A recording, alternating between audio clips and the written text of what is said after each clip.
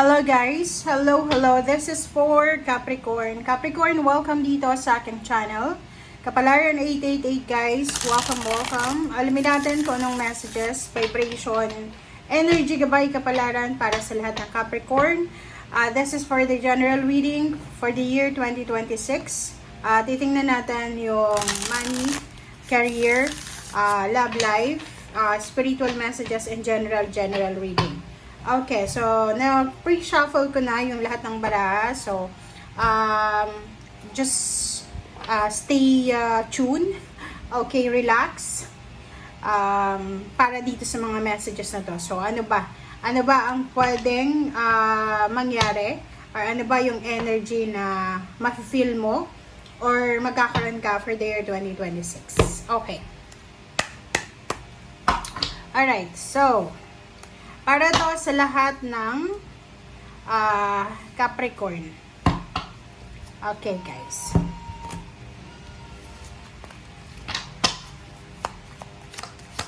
Capricorn. Okay, first card natin, Capricorn, is Ten of Pentacles. So, this is positive card. Reverse na Three of Cups. Okay, ano pa ba? The Sun. Wow. Okay.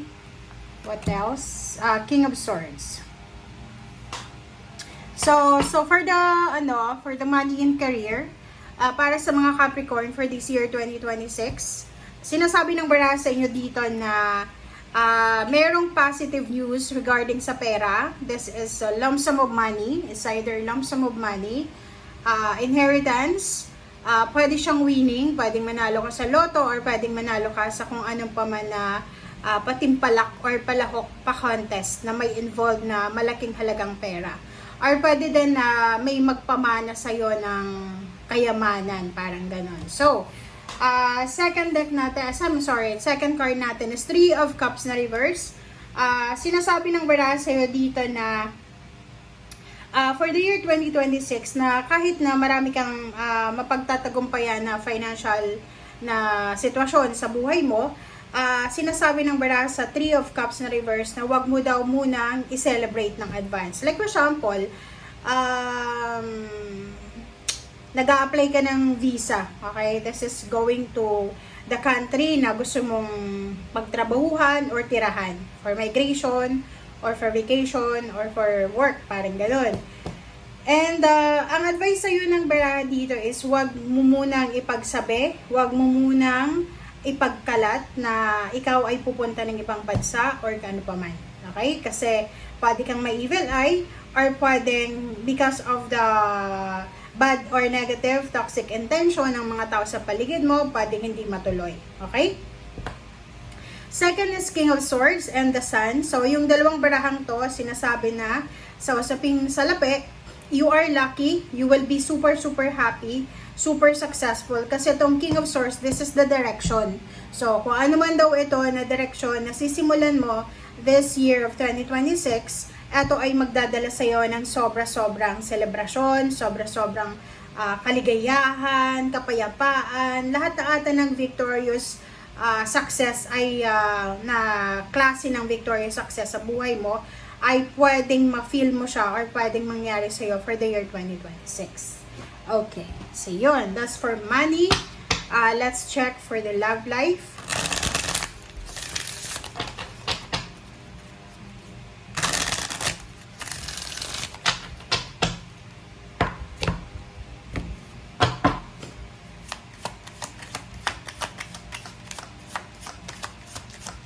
Okay, Capricorn, this is for love life. Okay. No, this will not succeed. Okay. So, if you have question regarding sa love life mo for the 2026, sinasabi ng barahan na possible na may mga love problems ka for the year 2026. So, hindi daw ito magtatagumpay. So, pwedeng yung nagli-live-in pa lang ngayon or boyfriend-girlfriend, possible na magkaroon kayo ng problema sa 2026 na pwedeng maging dahilan ng paghihiwalayan. Next card natin is your intentions are set and sent to the universe. So, sa usaping love life, doon sa mga Capricorn na wala kayong relationship, pero willing kayong makipagrelasyon sa taong ito. Kumbaga, ready ka na. Sinasabi ng baraha sa'yo na lahat ng prayers mo, your intention, ay nakarating na sa universe or sa langit. Okay? So, wag kang mag-alala. Alright. So, let's check the general reading. General. Ano pa ba?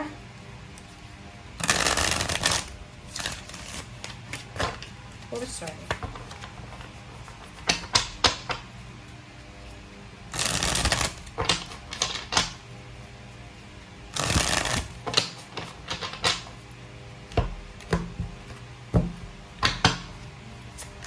General reading. Okay, first card natin is Six of Pentacles. So, there's a financial balance, Capricorn, na posibleng mangyari sa'yo sa 2026. Sinasabi ng baraha sa'yo, kasi yung Six of Pentacles is balance siyang papasok, lalabas sa buhay mo yung pera. So, possible na makatanggap ka ng financial help or there's someone na malapit sa'yo na posibleng humingi ng tulong sa'yo financially. Okay, so Knight of Wands, nakikita ko sa'yo dito na sobra-sobra kang excited. Kasi, like for example, if you need some help, finances, dito sinasabi na may tao dito na willing kang tulungan. So, kung may mga financial problems kayo ng 2025, like for example, marami kayong utang sa 2025, possible na pagdating ng 2026 ay magiging balanse, magiging secured, yung iyong usaping finances and at the same time relationship. Yung King of Cups and Ten of Wands dito, sinasabi ng barahan na magiging sobrang busy ka. Okay? So, ihanda mo ang sarili mo, Capricorn, kasi yung 2026 ay magiging busy ka sa kung ano man na ginagawa mo. It's either may negosyo ka or isa kang empleyado. Nakikita mo to na Ten of Wands, sobra kang mapapagod. Yung pagod na mararamdaman mo, hindi siya masama kasi pagod ka sa pagkilos, sa paghahanap buhay, hindi pagod sa pagtatambay. So, King of Cups, sinasabi ng barahan na kailangan mo ng balanse between your job or your love lives. Kasi parang sinasabi ng barahan na yung iba sa inyo dyan, magiging sobrang busy na pwedeng makalimutan nyo yung mga obligations nyo sa asawa nyo, sa boyfriend, girlfriend, sa magulang, sa anak, sa kapatid, or kanino man na meron kang mga duties and responsibilities. Okay. So, let's check for the spiritual message para sa lahat. This is the spiritual message for the year 2026 sa lahat ng Capricorn.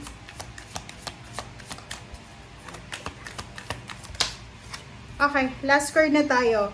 Four of Water, distraction, self-absorption, discontentment. So, yun, ang buhay ng tao ay ano lang, parang weather lang, 'di ba? So, Capricorn, if ever lang na yun, nga sabi ko sa'yo, pwedeng mayroong mga relationship na maghiwalay or possible na may, kasi tao ka lang pwede kang pasukin ng lungkot, pwede kang pasukin ng homesickness, pwede kang pasukin ng walang kakontentuhan, yung parang hindi ka kontento. And pwedeng ma-distract ka. Okay? So, kung may mga distractions kayo this year 2026, sinasabi ng baraha sa inyo dito na just feel your emotion, 'di ba? Pag malungkot ka, i-feel mo yung emotion mo na malungkot ka. Pag pagod ka, magpahinga ka. Okay, pagod ka, magpahinga. Yung iba naman sa inyo dito is if ever lang na meron kayong hinihintay na hindi pa dumating, like for example, February na ng 2026, hindi pa rin dumarating, sinasabi ng baraha sa inyo na kailangan yung maging patient. Okay? Maging patient ka.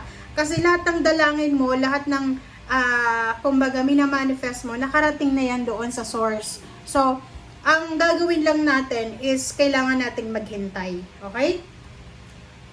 And Five of Air, this is about the mistakes, the, kumbaga, mga dramatic na situation sa buhay mo. Sinasabi ng baraha sa'yo na Capricorn, stay away from negativity, from toxicity, from anything na pwedeng magdala sa'yo ng pain and heartaches, pwedeng mag-question ng pagkatao mo, ng integridad mo, or kano pa man. Okay? And isa lang yung reverse dito, yung Three of Cups. Ang Three of Cups is just a warning or reminder sa atin na kahit na marami tayong biyaya, maging grateful and thankful, maging humble tayo. And huwag tayong maagang mag-celebrate, okay? Walang masama sa pag-celebrate ng success natin.